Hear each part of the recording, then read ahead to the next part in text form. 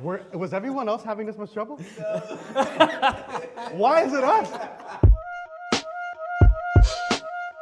My name is Joshua Walker. I'm one of the founders of what used to be Black Orlando Tech, which is now Building Our Tech. My name is Mike Felix, one of the co-founders of Bot. It started very organic, so Mike had reached out to me about some local tech leads wanting to meet up and solve a real problem of representation in the tech industry within like the Orlando arena. So we decided to meet at a coffee shop and just brainstorm, and kind of the rest is history, but we'll talk about how that kind of built out. Yeah, and what's ironic is the team initially was bigger than just me. So it was about 5 of us. Yeah. And I had hit up Joshua, but the big thing was Joshua and I and other folks. We kept going to these tech events, and they were great. But there was still some element of identity that we felt was missing. So we got to this coffee shop, we're sitting there and we were like, hey, we're just throwing out ideas. And we finally got to the point where we were like, man, I think we could turn this into something pretty cool, at least socially at that time. Yeah, I think it really grew organically once again, where like we provided a safe place where people can meet and learn about tech topics. But then quickly we started growing in numbers, and then folks wanted to invest in us and give us, resources for us to keep expanding. But when you're like a meetup, you can't do that without, IRS knocking on your door. So we're like, we should, focus on making this a formal organization, which is how we, ran into our first executive director, Tiffany Spencer, who helped us get there. But maybe you want to talk a little bit more about that period. Tiffany Spencer definitely got us together, got us organized, that's when we really acknowledged ourselves as like an actual organization. But I think that light bulb really came on from being social to organizing everything when we started to hear the problems or certain challenges that impacted people's lives. Challenges that professionals were facing that we felt we could put together some type of solution for. And then that's when we started to say, okay, well, we should probably take this past just the meetups. Yeah. We need to start having some programming. We need to start curating and galvanizing some resources around this so that we're not just coming together and, hanging out and eating and chilling. It's like, all right, what needle are we moving? We were fortunate that all of the founders were kind of that personality of be the change you want to see. And a lot of people will see a problem and say, oh, someone else will solve that. But we've always been like, well, if I can solve it, I should solve it. So I think just putting that brain trust together gave us confidence that we could execute on a vision where we could continue to pour back into the community and help ultimately change people's lives through tech skills or business skills. Yeah. And I think when we first started, Orlando, the nation, the world, we went through a lot of, I can't curse on this, right? We went through a lot from 2016 to now, right?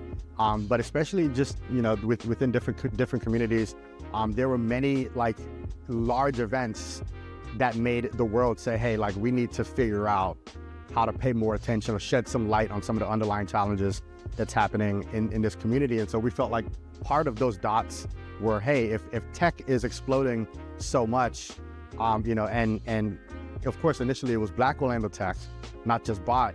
And we've always been inclusive, but we've realized that, hey, like there are some folks that we really need to connect those dots for a lot more. We started to see the impact really when we realized that, like, hey, like if we connect this is the world that we could create that could make it better for everybody involved.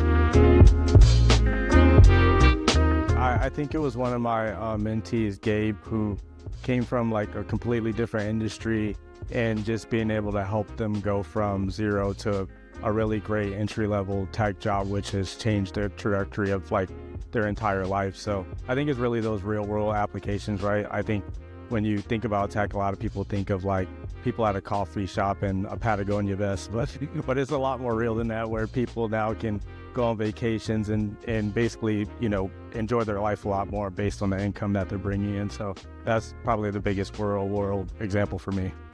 Yeah. I mean, outside of the skill building, the programs, the opportunities, what I hear a lot is just people feeling like they're coming home, or they feel like home when they're around folks in bot. And again, that's because, you know, the entire team, we did an amazing job at creating a very inclusive community, but who you're in proximity with will drive what opportunities are even presented to you and what you're able to act on. And so I think just formulating that proximity for folks, I think that's definitely contributed a lot to, you know, what I've heard people get the most out of from bot. I think another reason I have infinite passion for bot is because, you know, I was like bot patient zero, if you will, before bot even existed, where before I was in like the music industry, and at one point, like me and my young family were homeless, and the only thing that brought us out of like that pit, if you will, was a tech career. But, you know, I had to bootstrap it myself, you know, online learning, you know, networking. But then a lot of people will get into the door and then they'll just kind of take the money and run. So I know how profoundly it impacted like my life and my family's life, and continues to impact our life positively.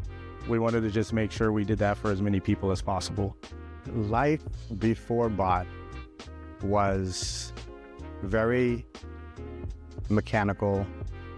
It was very looking at ladders and figuring out how to climb it. But it didn't feel like there was a purpose attached to what I was doing. So I went to UCF. I was told to, you know, study, get a degree, go work, and I was working. I did exactly what I was told, but there was still something missing. And so life before bot was going to work, going home, twiddling my thumbs and figuring out what the next position I could get within the company I was at, which is one of the reasons I quit. But like life before bot was really just a bunch of steps that I didn't really know what I was kind of stepping towards, which again led to this genesis, you know, of bot. But yeah, it was just very mechanical before bot. It's this weird feeling as co-founders. Yeah. It's this weird feeling, you know, having discussions with folks and they're like, oh my gosh, I love what you're doing. And being able to sit back and be like, actually, we have an amazing team.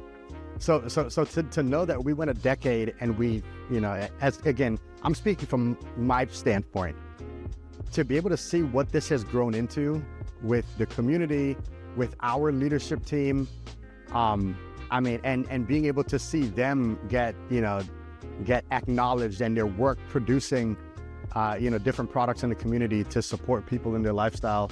I mean, I think I went to Starbucks today before I even got here, and I saw two folks that are very involved in bot, and they were working on projects that they've been through bot programming, that bot served as a catalyst for that programming. This was this morning before I even got here. And so like just seeing that manifest, even if I'm not in all of the meetings, it's still happening. So we've created a beautiful monster. Yeah, for me, I think it's everything that Mike said, but it's like a mix up between it feels the same, but also past all my wildest dreams. So I would say what makes it feel the same is that we've always just focused on like the journey of just how many people we can help versus like accolades and numbers, even though we, you know, that stuff is important. But I think for me now, it's more of figuring out how do we, you know, continue to keep growing and make it another 10 years so that we can continue to make a bigger and bigger impact. So just super grateful to have something with this much longevity and impact for sure. And if I could just add to, so I've, you know, some of the mentors that mentor me, they tell me, you know, the length of something has a pro and a con to it. So if you start an organization and you're looking to solve a problem, technically speaking, the longer you're there, that means you didn't solve the problem you started to address, right? But and I don't want to say this is a cool thing, but the amazing thing is that the challenges have evolved and we've been able to evolve with it. So, you know, hence one of the reasons why we were able to rebrand. We still, you know, galvanize a lot of resources around what we're working to. I again, my point here is I think it's cool to see not only have we just continued to evolve, but we've also evolved with some of the challenges that are presented with or without us. And this isn't a question you asked us, but I would say one of the secret sauce of Bot was that you continue to take this journey with me too, Mike, that keeping that institutional knowledge for 10 years, but then also not halting progress as well. So making sure that all the new faces that came made it so that we can continue to scale without just saying like, oh, this is how we always done it. So really appreciate you just sticking around, because 10 years, that's a lot of time for a lot of problems solved, a lot of everything. So appreciate it, man. Yeah. I'm probably one of the worst people to answer about like awards and stuff or accomplishments, because I don't like keeping track. But one of the things that I've found to be the biggest accomplishment in Bot, again, it goes right back to the team. I could swear, but I close my eyes and I trust my team. I don't have any other team where I can do that. I close my eyes and I'm just like, they have this handled, and it's amazing to see that, and I just made a post about this on social media. The word passion comes from the word passio, which actually stands for struggle. And so when you have passion for something, it's not because you love it, it's because you are willing to endure the pain needed to take it through. And I think it's amazing to see that we built a team of people who are like, they're taking that pain because they see something, bright on the other side of the tunnel that we're continuing to build. So, and that gave me time to think. I think which was something that we came up as an ambitious number of years ago, and we have a different ethos now. But there was a time where we said we wanted to impact at least 10,000, net new people through tech. And then our great executive director, which you guys will hear from somewhere in the segment, was able to verify that we actually hit that number of impacting 10,000 people. So and then we're on our 10 years, so I figure that's a good number. but yeah, it's really cool to come up with a big ambitious goal and still be able to meet it for sure organically. So, and at the time we were on our way driving to Bethune-Cookman to speak to some students who probably had no idea what they were getting into.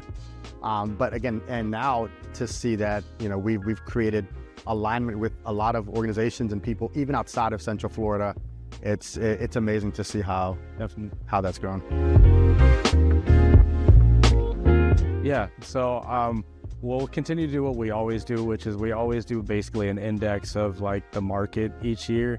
So we'll continue to be nimble on basically meeting what the market needs. So right now, as we're talking today, is all about AI, ML, cybersecurity. So I think we're going to continue to ride that wave. So it's really just training practitioners for the next frontier, what AI and ML are doing, which will continue to grow. But then also arming, our startup founders with what they need to be successful, no matter how the market changes. Yeah, absolutely. We went from Bot standing for Black Orlando Tech to building our tech, and so the next 10 years is going to be all about building. It's going to be all about what's ours, and it's going to be how we're incorporating tech into that equation. So, and we're going to have our finger on the pulse with regards to what resources we need to curate to make that happen. But anybody that's being involved in Bot now should be around building something, the equity in it, and then creating as much leverage as possible with regards to how they're seeing technology and what place it has in their lives and the solutions they're looking to solve.